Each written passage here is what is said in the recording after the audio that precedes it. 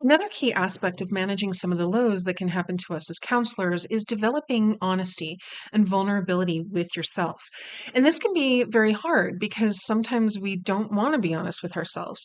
Sometimes we might be a little bit afraid that if we are vulnerable with ourselves, we might feel some guilt or shame or something. And of course, we don't want to feel that. Why would we want to feel that? But it's important to develop the skill of being really honest with yourself because that's going to help you to be a better counselor. It's going to help you to engage in self compassion. It's going to help you to engage in self care and all the other things that I've talked about so far in this series. So, how do you be honest with yourself? Part of it is starting to really understand what your feelings are like in the moment and developing something called interoception, which I'm going to talk about in another video. But another part of it is recognizing that your feelings are okay. Actions can sometimes get into moral value judgments, but feelings are always okay. Emotions are okay. And it's okay if you have a time where you don't know what to do. And it's okay to be honest with yourself about that. Even though I've been a counselor for years now, there are still times where I sit there and I'm like, I don't know. I don't know. I don't know what to do. Maybe pull out a CBT thing. I don't know.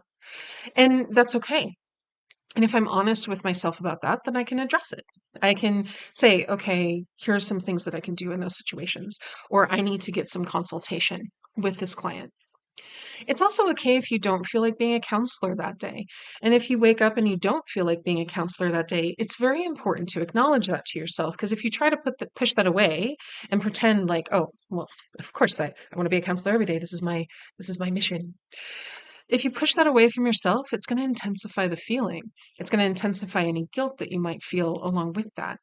So it's important to acknowledge that. I'll be honest, there are days I wake up and I'm like, I'm not feeling it today. And it doesn't mean that I'm a bad counselor, and it doesn't mean that I don't care about my clients. I do care about my clients. That's usually what gets me through those days.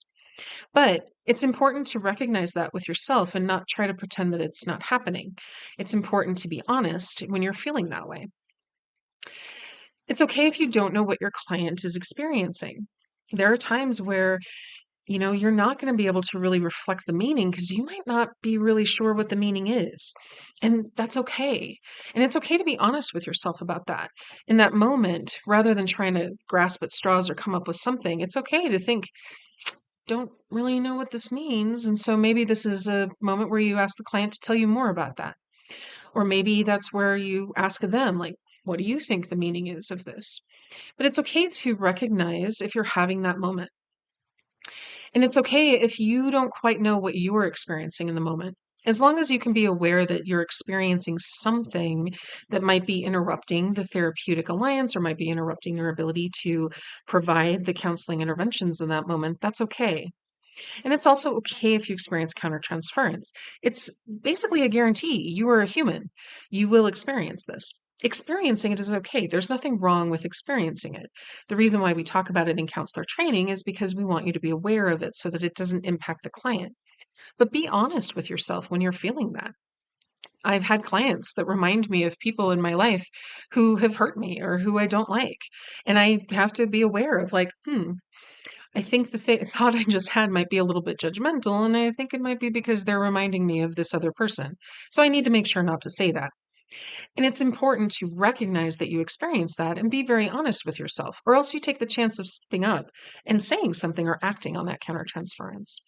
So be sure to develop the skill of being honest with yourself. And you can do this through some of the self compassion exercises that I talked about in another video, or you can do this through interoception, which I'm talking about in the next video.